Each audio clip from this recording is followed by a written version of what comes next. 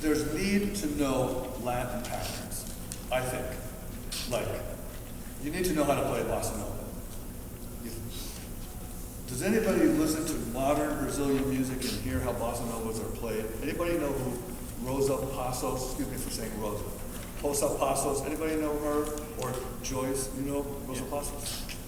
Or Joyce Moreno, have you ever heard? There's, if you want to hear the most modern and beautiful Brazilian music, you have to look for this woman named Joyce, actually it's Joyce Moreno. And her drummer is her husband. His name is Tucci, T-U-T-T-Y. For me, he is the definition of incredible Brazilian drumming. So if you think you know about bossa nova, you have to hear what's going on now. So you have to know that. You have to know something about samba, which I did a little bit of earlier. Samba is a very important rhythm. It comes from Cuba. It was invented in 1970 by the band leader of the band Los Van Van. The band leader's name was Juan Formel. And his drummer was a drummer named Changuito. And Changuito is credited for inventing the drum set rhythms for this rhythm called samba. Okay. It's a big history, and we could talk about it, but I'm not going to. Look, I had to learn how to play this music. Let me get away from here for a second. And I grew up in Miami. I was very fortunate. I was born in Montreal. I moved to Miami in 19. And I go to the beach with my Sony, was actually Super Scope, radio/cassette recorder.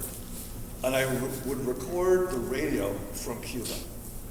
I still have it. It's on digital. If you guys want some of that stuff, I'd love to send it to you. It comes complete with storms, because the storms in between Miami and Havana, you know. But I've been listening to Cuban radio and going, listen, all this drum set stuff. And none of it was ding da that really nice mellow stuff that most people think is Latin. It was this slashing drum set stuff. And I was playing with a Cuban band. I had to know how to play this. But back then, we didn't have books on Cuban music. We were still with the stone, you know, and like carving stuff out. You know? Anyway, so I had to invent how to play this. And I figured out how to do it. It's all spelled out. Some of it is spelled out on your handout. I don't want to, you know, it's in my books. I'm very fortunate to have written a whole bunch of books about this stuff. It's serious coordination, because you have to have one hand playing some type of a downbeat rhythm. Typically, it'd be something that patterns itself after this sound. That's the güiro. Da, da, da, da, da, da, da, or the cowbell. You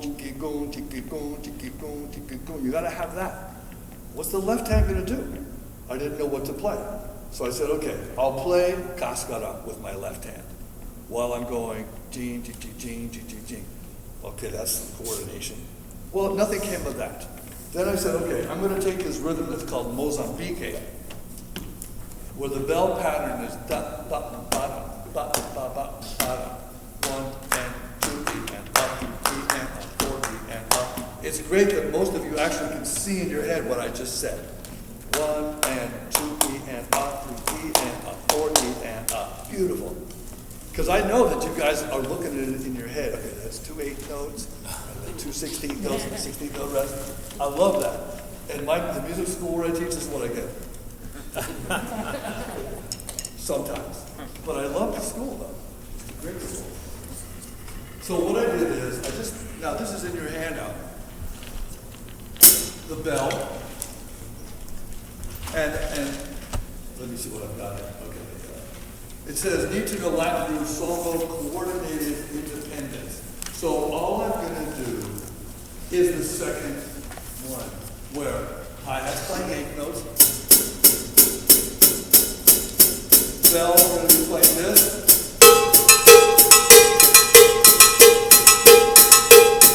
For some of you, that's enough, you know? Maybe not. This is PAS after all. The famous Canadian-American, not real Cuban bass drum pattern.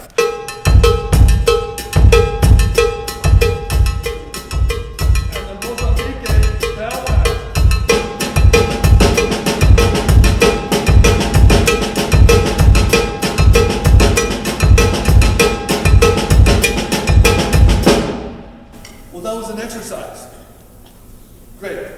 learned how to do four-way coordination.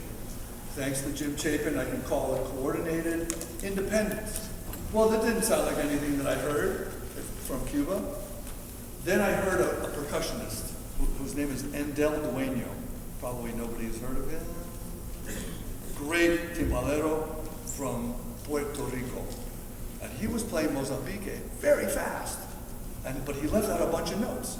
He went, boom, ba, one, two, three, and I went, oh, I'm going to play that now. So I did, and it sounded like.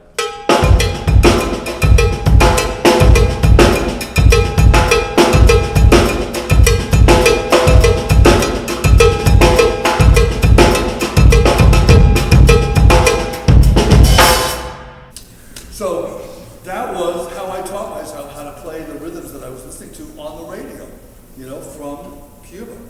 Amazing. So, well, I could talk about Cuban music forever. So that is an example of this interdisciplinary approach. A rudimental approach, rudimental approach, a creative approach, using cascara and playing some grooves, okay? And then this coordinated independence approach